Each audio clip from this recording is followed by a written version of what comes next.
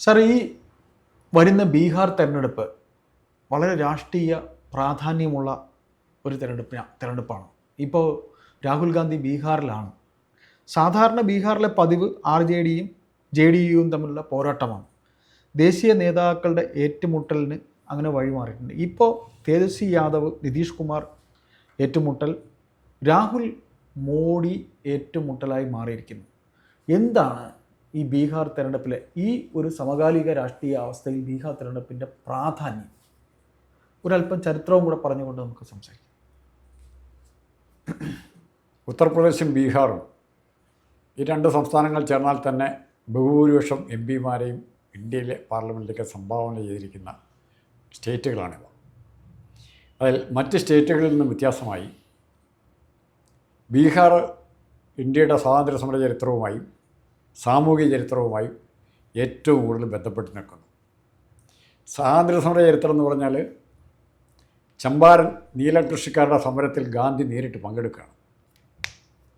എവിടെയെങ്കിലും ഇരുന്നുകൊണ്ട് പത്രസമ്മേളനം നടത്തുന്നവരോടെല്ലാം ഗാന്ധിയെ നേരിട്ട് ആ സ്ഥലത്ത് തന്നെ പോയി വിഷയങ്ങൾ പഠിച്ച് ആ സമരത്തിൽ ഇടപെടുകയാണ്. അവിടെയാണ് ഗാന്ധി ഇന്ത്യയിൽ എങ്ങനെ സ്വാതന്ത്ര്യ സമരം ഡെവലപ്പ് ചെയ്യണം, ജനങ്ങളെ എങ്ങനെ സംഘടിപ്പിക്കണം എന്നുള്ള ബാലപാഠം ഗാന്ധി പോലും പഠിച്ച അവിടുന്നാണ്. ഇന്ത്യൻ പശ്ചാത്തലത്തിൽ, മറ്റേ സൗത്ത് ആഫ്രിക്കയുടെ പശ്ചാത്തലം. ഈ സമയത്ത് അതിൻ്റെ ഏറ്റവും വലിയ പ്രത്യേകത ഗാന്ധി രൂപപ്പെടുത്തിയ സമരരീതി വെച്ചാണ് ഇന്ത്യക്ക് സ്വാതന്ത്ര്യം കിട്ടിയത്. ഇന്ത്യ ഇന്നും ജനാധിപത്യ രാജ്യമായിട്ട് ഇന്നും നിലനിൽക്കുന്നു. പട്ടാള ഭരണത്തിൻ്റെ നേരിയ സാധ്യത പോലും ഇല്ലാതിരുന്നു. ഇപ്പോൾ അടുത്ത കാലത്ത് അത് കൂടി വരുന്നുണ്ട്, പട്ടാളത്തെ കൂടുതൽ ആശ്രയിക്കുന്നുണ്ട്. മറിച്ച് നമ്മുടെ അയൽവക്ക രാഷ്ട്രങ്ങളെല്ലാം പോയപ്പോഴും 1917 ഇതേ സമയത്ത് ഈ ചമ്പാരൻ സമരം നടക്കുന്ന സമയത്ത് തന്നെയായിരുന്നു റഷ്യൻ വിപ്ലവം. ഇന്ന് റഷ്യയുടെ സ്ഥിതി എന്താ? എത്ര കഷ്ണമായിട്ട് പിന്നെ ചെതറിപ്പോയി ഇല്ലേ? അപ്പോൾ അങ്ങനത്തെ വിപ്ലവത്തിൻ്റെ ബലം കൂടാതെ സമാധാനത്തിൻ്റെ മാർഗത്തിൽ കൂടി, സത്യാഗ്രഹത്തിൻ്റെ മാർഗത്തിൽ കൂടി ഒരു ഏറ്റവും വലിയ ശക്തി, അന്നത്തെ കാലത്തെ ഏറ്റവും വലിയ ശക്തമായിരുന്നു ബ്രിട്ടീഷ് സാമ്രാജ്യത്തെ കീഴടക്കാനുള്ള മാർഗം ഡെവലപ്പ് ചെയ്ത ചമ്പാരനിൽ നിന്നാണ്. ഇന്ന് അതുപോലെ ബീഹാറിന് വീണ്ടും ഉണ്ട്. കോൺഗ്രസിൻ്റെ അടിത്തറ ഇളക്കിയ മണ്ഡൽ കമ്മീഷൻ സമരം, അതും ഉടലെടുക്കുന്ന ബീഹാറിൽ നിന്നാണ്. അതിൻ്റെ ഏറ്റവും വലിയ നേതാവായിട്ടുണ്ടായിരുന്ന കർപ്പൂരി താക്കൂർ എന്ന് പറഞ്ഞാൽ അധകൃതനായ ഒരാളായിരുന്നു. ആരായിരുന്നത്? ബീഹാർ മുഖ്യമന്ത്രിയായിരുന്നു കർപ്പൂരി താക്കൂർ. പിന്നീട് കർപ്പൂരി താക്കൂറിൻ്റെ ശിഷ്യന്മാരായിട്ട് JPയുടെ സമരത്തിൽ, ജയപ്രകാശ് നാരായൺ നടത്തിയ സമരത്തിൽ, അന്ത്യോദയ സമരത്തിൽ പങ്കെടുത്തവരായിരുന്നു നിതീഷ് കുമാറും ശരത് യാദവും സുബോധ് ഖാൻ സഹായിയും. അങ്ങനെയുള്ള ചെറുപ്പക്കാരുടെ ഒരു നിര തന്നെ ഉണ്ടായിരുന്നു. ലല്ലു പ്രസാദ് യാദവും ആ കൂട്ടത്തിൽ വന്ന ആളാണ്. പിന്നെ ഇവരുടെ തമ്മിലുള്ള കോൺഗ്രസിൻ്റെ തകർച്ച, പൂർണ്ണമായ തകർച്ച മണ്ഡൽ കമ്മീഷൻ റിപ്പോർട്ടിലൂടെ ആയപ്പോഴത്തേക്കും ഉത്തർപ്രദേശ്, ബീഹാർ സംസ്ഥാനങ്ങളിൽ കോൺഗ്രസ് തകർന്നു. കോൺഗ്രസിൻ്റെ അതുവരെയുള്ള രാഷ്ട്രീയം എന്ന് പറയുന്നത്, ഈ രണ്ട് സംസ്ഥാനങ്ങളിലും അതുവരെയുള്ള രാഷ്ട്രീയം എന്ന് പറയുന്നത് സുഗമന്മാരുടെ രാഷ്ട്രീയമായിരുന്നു. ഒന്നുകിൽ മുഖ്യമന്ത്രി ആ സ്ഥാനം, അല്ലെങ്കിൽ ഗവർണർ, അല്ലെങ്കിൽ വേറെ ഏതെങ്കിലും സ്ഥലത്ത് കേന്ദ്രമന്ത്രി.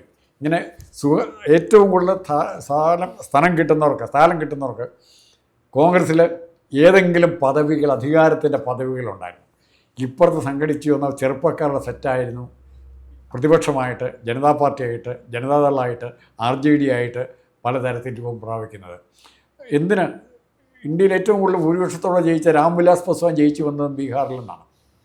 ഇപ്പോൾ LJPയുടെ സ്ഥാനാർത്ഥി, ലോക ജനശക്തി പാർട്ടി. അപ്പോൾ ഈ കാലഘട്ടം മാറി ഇന്ന് കോൺഗ്രസിനൊരു തിരിച്ചുവരവ് സാധ്യമാണോ? കോൺഗ്രസിൻ്റെ തിരിച്ചുവരവിനെ തടസ്സപ്പെടുത്താൻ നമ്മുടെ ഇവിടുത്തെ കേരളത്തിലെ പോലെയാണ്. ആറാട്ടുമുണ്ടന്മാരായ കുറേ നേതാക്കന്മാർ ബീഹാറിലുണ്ട്. മത്സരിക്കണം, എനിക്ക് മത്സരിക്കണം. കഴിഞ്ഞ പ്രാവശ്യം 10-70 അസംബ്ലി സീറ്റ് മത്സരിക്കാനായിട്ട് കോൺഗ്രസ് മേടിച്ചു. അതെണ്ണം ഞാൻ കൃത്യം ഓർക്കുന്നില്ല. ഈ സീറ്റുകളിൽ വളരെ തുച്ഛമായ സീറ്റേ കോൺഗ്രസിന് ജയിക്കാൻ പറ്റുള്ളൂ. അതുകൊണ്ട് പറ്റിയ മണ്ടത്തരം എന്താണെന്നറിയോ? കോൺഗ്രസ്സിലെ ഈ ആറാട്ടുമുണ്ടന്മാരുടെ സ്ഥാനമോഹവും അധികാരമോഹവും, മുഖ്യമന്ത്രിയാകണം, MLA ആകണം എന്നുള്ള അധികാരമോഹവും കാരണം അത്രയും സീറ്റ് അവരിൽ നിന്ന് മത്സരിക്കാൻ മേടിച്ചു. പക്ഷേ ആ കോൺഗ്രസിൻ്റെ അണികൾക്ക് വേണ്ടി പ്രവർത്തിക്കാൻ അവിടെ കോൺഗ്രസ് പ്രവർത്തകർ ഇല്ലാത്തൊരു സംസ്ഥാനമായിരുന്നു അത്. അവിടെയാണ് ഇത്ര സീറ്റ് മേടിക്കുന്നത്. ഞങ്ങൾ വലിയ കക്ഷിയാണ്, ഞങ്ങൾ ഇന്ത്യ ഭരിച്ച കക്ഷിയാണെന്നുള്ള ആ ജാടയും കൊണ്ട് സീറ്റ് മേടിക്കുകയും അത് BJP നിതീഷ് കുമാർ സഖ്യത്തിന് അധികാരം കിട്ടാൻ കാരണമാവുകയും ചെയ്തു. കോൺഗ്രസ് ഒരു 10-25 ജയിക്കാൻ ഏറെക്കുറെ മത്സരിക്കാനുള്ള കഴിവെങ്കിലും ഉണ്ടായിരുന്ന സീറ്റുകൾ മാത്രമായിരുന്നു മേടിച്ചിരുന്നെങ്കിൽ, ബാക്കി നിതീഷ് കുമാർ ഇവരോട് മത്സരിക്കാൻ, ലല്ലുവിനോട് മത്സരിക്കാൻ പറഞ്ഞിരുന്നെങ്കിൽ ഉറപ്പായിട്ടും അവിടെ ഭരണം കോൺഗ്രസിൻ്റെ, ഇവരുടെ കയ്യിൽ വരും. ആ മണ്ടത്തരം ഇപ്പൊ കാണിക്കുമോ രാഹുൽ ഗാന്ധി? ഈ രാഹുൽ ഗാന്ധി കാണിക്കില്ല, എൻ്റെ രാഹുൽ ഗാന്ധിയുടെ കൂടെയുള്ളവരാരാ? അല്ല ഇപ്പൊ അത് കാണിക്കാൻ സാധ്യതയുണ്ട്. ഇപ്പോഴും വേണം കാണിക്കാം. ഞങ്ങളെല്ലാം വലിയ പുള്ളികളാണ്. ഡൽഹിയിലെ അലയൻസ് കളഞ്ഞ എങ്ങനെ കേജ്രിവാളും ആം ആദ്മി പാർട്ടിയും കോൺഗ്രസ്സായിട്ട് ഉണ്ടാക്കാവുന്ന അലയൻസ് ഞാൻ ലല്ലുവിന്റെ മകൻ അല്ല സാർ ഇപ്പൊ ഏറ്റവും കൂടുതൽ തേജസ്വി യാദവ്. അപ്പോൾ ആ ഒരു അവരുടെ അഭിപ്രായം കൂടെ കേട്ടിട്ട് പക്ഷേ ഇവർ മത്സരിക്കാൻ കൂടുതൽ ഇപ്പോൾ ജോസഫ് ഗ്രൂപ്പ് UDF ഇവിടെ തന്നെ ഉദാഹരണം എടുത്തു. ജോസഫ് ഗ്രൂപ്പ് ഇല്ലാത്ത സീറ്റ് എല്ലാം ചോദിക്കുകയാണ്. ചങ്ങനാശ്ശേരി, കാഞ്ഞിരപ്പള്ളി ഒറ്റ സീറ്റ് ജയിക്കാൻ അവർക്ക് സ്വന്തമായിട്ട് കഴിവില്ല, അത് അവർക്കറിയാം. എന്നിട്ടും കോൺഗ്രസിനോട് മത്സരിക്കാൻ 8-10 സീറ്റ് ചോദിക്കുന്നുണ്ട്. ഇവിടെ പറ്റുന്നില്ല. കോൺഗ്രസിന് ജയിക്കാവുന്ന പല സീറ്റും ആരും കൊണ്ടുപോകും? ജോസഫ് കൊണ്ടുപോകും. അവിടെ സംഭവിച്ചത് ലല്ലു പ്രസാദിൻ്റെ പാർട്ടിക്ക് തേജസ്വി യാദവിന് ജയിക്കാവുന്ന സ്ഥലത്ത് കോൺഗ്രസ് കൂടുതൽ സീറ്റ് മേടിച്ചു. എന്നിട്ട് ജയിച്ചു. എന്നിട്ട് അണികളുമില്ല. കോൺഗ്രസ് ജയിച്ചില്ലെന്ന് മാത്രമല്ല അവർക്കും ജയിക്കാൻ പറ്റിയില്ല. ആ ആന മണ്ടത്തരം ഇനിയും കാണിക്കാൻ സാധ്യതയുണ്ടോ? സാധ്യത കോൺഗ്രസിൻ്റെ ഇപ്പോഴത്തെ കേരളത്തിലെ നേതാക്കന്മാരുടെ പെരുമാറ്റം കാണുമ്പോൾ. അല്ല അത് മനസ്സിലാക്കി രാഹുൽ ഗാന്ധിക്ക് അവിടെ ബീഹാറിലെ വിജയം എന്ന് പറയുന്നത്. രാഹുൽ ഗാന്ധി ആരെ ആശ്രയിക്കുന്നത്? എല്ലാ തരത്തിലും കുത്തിത്തിരിപ്പുണ്ടാക്കാൻ കഴിയുന്ന ഒരുപറ്റം നേതാക്കന്മാരെ തന്നെ രാഹുൽ ഗാന്ധി ഇപ്പോഴും. ഞാൻ വേണുഗോപാലിൻ്റെ പേരൊന്നും പറയുന്നില്ല, KC വേണുഗോപാലിൻ്റെ പേരൊന്നും പറയുന്നില്ല. ആരെയും ആശ്രയിക്കുന്നത്? ഇവിടെ AK തന്നെയാണ് ഏറ്റവും ഫൈനൽ അന്തിമ അഭിപ്രായം പറയുന്നത്. AK തന്നെയായിരിക്കും. ആന്റണി ചുമതലയേറ്റ് ഏതെങ്കിലും ഒരു സ്റ്റേറ്റിൽ ഇലക്ഷൻ വർക്കിംഗ് കമ്മിറ്റി മെമ്പറുള്ള ആന്റണി ചുമതലയേറ്റ് ഏതെങ്കിലും സ്റ്റേറ്റിൽ കോൺഗ്രസിനെ തിരിച്ചു കൊണ്ടുവരാൻ പറ്റും. ആ ആന്റണിയാണ് ഇപ്പോഴും ഉപദേശിക്കുന്നത്. അങ്ങനത്തെ ദൗർബല്യങ്ങൾ കോൺഗ്രസിനുണ്ട്. അങ്ങനെയെങ്കിൽ ഈ ബീഹാറിൽ വരാനുള്ള ഒരു അവസരം ഇവർ നഷ്ടപ്പെടുത്തൂലേ? നഷ്ടപ്പെടുത്തി. കഴിഞ്ഞ പ്രാവശ്യം തന്നെ നഷ്ടപ്പെടുത്തി. തീർച്ചയായിട്ടും. ഇത്തവണ ഇനി അങ്ങനെ ഇത്തവണ രാഹുൽ ഗാന്ധി കാര്യമായിട്ട് ബീഹാറിനെ മനസ്സിലാക്കിക്കൊണ്ട് ബീഹാറിലെ സാഹചര്യം BJP വളരെ ഉറ്റുനോക്കുന്ന ഒരു മണ്ഡലമാണ്. BJP ഒരു സംസ്ഥാനമാണ്. ബീഹാറിൻ്റെ പ്രത്യേകത മധ്യപ്രദേശിലും രാജസ്ഥാനിലും ഉത്തർപ്രദേശിലും ഹിന്ദി ഭൂരിപക്ഷ സംസ്ഥാനങ്ങളിൽ BJPക്ക് ഒറ്റയ്ക്ക് അധികാരത്തിൽ വരാൻ പറ്റി, ഒറ്റയ്ക്ക് സാധിച്ചു.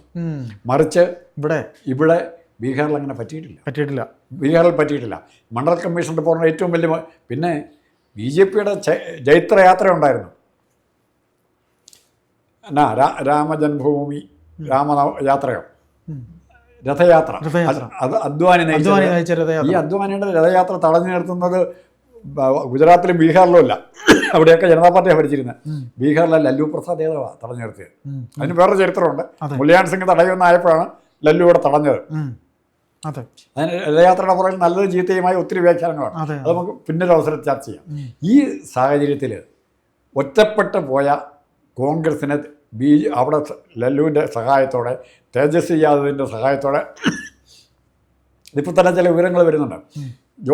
ഇവിടുത്തെ ജോഡ് ചോരി യാത്രയുടെ ആദ്യഘട്ടത്തിൽ ലല്ലുവും തേജസ്വി യാദവും ഒരുമിച്ചാണ് മുന്നിൽ നിന്നാണ് നയിച്ചിരുന്നത്. കുറെ കഴിഞ്ഞപ്പോഴത്തേക്കും തേജസ്വി യാദവിനെ പുറകോട്ട് മാറ്റി ആരും മുമ്പിലേക്ക് വന്നു? രാഹുൽ ഗാന്ധി മുമ്പോട്ട് വന്നു. അത് മറക്കരുത്. അപ്പോൾ ഇങ്ങനത്തെ ഇവരുടെ രാഷ്ട്രീയ പ്രകടനം രാഹുൽ ഗാന്ധി മനഃപൂർവ്വം ആയിരിക്കില്ല. ഏതെങ്കിലും നേതാവ് തള്ളി മുമ്പോട്ട് വിടും, നിങ്ങൾ മുമ്പിൽ നിൽക്കുക. അപ്പോൾ അങ്ങേർക്ക് അറിയത്തില്ല ഇതിൻ്റെ ഓരോ സ്ഥലത്തെയും ജിയോ പൊളിറ്റിക്സ് അങ്ങേർക്ക് അറിയത്തില്ല. അതുകൊണ്ട് ഓരോ തീരുമാനങ്ങൾ അങ്ങനെ എടുക്കുകയാണ്. ഈ ചുറ്റുപാട്ടാണ് നമ്മൾ ഏറ്റവും കൂടുതൽ ശ്രദ്ധിക്കേണ്ട കാര്യം. ഇവിടെ കോൺഗ്രസിൻ്റെ കേരളത്തിലെ പ്രോട്ടോടൈപ്പായിട്ട് എടുക്കാം.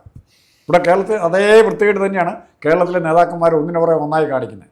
ഓരോ നേതാവിൻ്റെയും കൂടെ ഒരു 10-15 പേരെങ്കിലും കാണും ഇങ്ങനെ അയ്യോ അച്ഛാ പോകല്ലേ എന്ന് പറഞ്ഞ് ഞങ്ങളെ കൂടെ കൊണ്ടുപോകണമെന്ന് പറഞ്ഞ് എന്നെ MLA ആക്കണം എന്ന് പറഞ്ഞ ഒരു ലിസ്റ്റ്. ഇവരുടെയൊക്കെ കയ്യിൽ ഓരോ ലിസ്റ്റുണ്ട്. ഇവർ എന്നെ ജില്ലാ പ്രസിഡൻറ്റിൻ്റെ ആളാക്കണം, ജില്ലാ സെക്രട്ടറിൻ്റെ ഈ പേര് കൊടുക്കുന്നവൻ എന്താണ് ചെയ്തിരിക്കണമെന്ന് പരിശോധിക്കാൻ ഒരു സംവിധാനം ഇവിടെ ഇല്ല. രമേശിൻ്റെ ആൾ, സതീശിൻ്റെ ആൾ, അങ്ങനെ സുധാകരൻ്റെ ആൾ, അങ്ങനെ പറയുന്നതിന് പകരം പ്രവർത്തിക്കുന്നവൻ വേണം. ഇല്ലാതെ പേര് കൊടുത്തിട്ട് കാര്യമുണ്ടോ? പണ്ടൊക്കെ എല്ലാ ജില്ലാ പ്രസിഡന്റുമാരുടെയും പേരറിയാം. അപ്പോൾ സാർ ഈ വോട്ട് ചോരി സംഭവം ഒക്കെ തുടർന്നുകൊണ്ട് ഈ രാഹുൽ ഇവിടെ നടത്തിയിരിക്കുന്ന ഈ യാത്ര ഫലത്തിൽ കോൺഗ്രസിന് നേട്ടമാകുമോ? കോൺഗ്രസിന് നേട്ടമാകും. അധികം ആർത്തി കാണിച്ചില്ലെങ്കിൽ. ഞങ്ങൾ വലിയ പുള്ളിയാണ്, അതുകൊണ്ട് ഞങ്ങൾ പണ്ട് ഇന്ത്യ ഭരിച്ചിരുന്നതാണ്. ഇന്ത്യ ആകെ വളരെ ആകാംക്ഷയോടെ നോക്കുന്ന ഒരു തെരഞ്ഞെടുപ്പാണ്. ജവഹർലാൽ നെഹ്റുവും ഇന്ദിരാഗാന്ധി. നിതീഷ് കുമാർ എന്ന് പറയുന്ന അവസരവാദി തോക്കേണ്ടതല്ലേ? അല്ല, അവസരം അയാൾ കഴിഞ്ഞ പ്രാവശ്യം തോറ്റതാണ്. അതെ, കഴിഞ്ഞ പ്രാവശ്യം ഈ ഇത്രയും സീറ്റ് കോൺഗ്രസിന് വേണ്ടി തേജസ്വി യാദവ് ആനുപാതികമായിട്ട് ജയിച്ച രീതിയിൽ, ജനതാദൾ ജയിച്ച രീതിയിൽ കോൺഗ്രസ് ആനുപാതികമായിട്ട് ജയിച്ച രീതിയിൽ കോൺഗ്രസിൻ്റെ സീറ്റുകളിൽ ജയിച്ചിരുന്നെങ്കിൽ ഭരണം ഇന്നിവരുടെ കയ്യിലായിരുന്നു. തീർച്ചയായിട്ടും ആ അവസരമാണ് നഷ്ടപ്പെടുത്തിയത്. അത് ഡൽഹിയിലും കണ്ടു നമ്മൾ. മമത അടുപ്പിക്കില്ല, പേടിയാ. ഇന്ത്യൻ രാഷ്ട്രീയം വളരെ ഉത്സുകതയോടെ നോക്കുന്ന ഒരു അത് വളരെ പ്രധാനപ്പെട്ടാണ് ബീഹാറിലെ ജയം. അത് കോൺഗ്രസ് രാഹുൽ ഗാന്ധി അവരുടെ AICC വളരെ കാര്യമായി തന്നെ നോക്കാം. അല്ല, അവിടെ കോൺഗ്രസിന് ചെറിയ നേട്ടമാണ് ഉണ്ടാകുന്നെങ്കിൽ പോലും ഉണ്ടാകാൻ പോകുന്ന ഏറ്റവും വലിയ അഡ്വാൻറ്റേജ് അത് ഇന്ത്യയെ മൊത്തം ബാധിക്കും, മറ്റെല്ലാ സ്റ്റേറ്റിനെയും ബാധിക്കും. BJP യെ ബാധിക്കും. BJP യെ നെഗറ്റീവായിട്ട് ബാധിക്കും.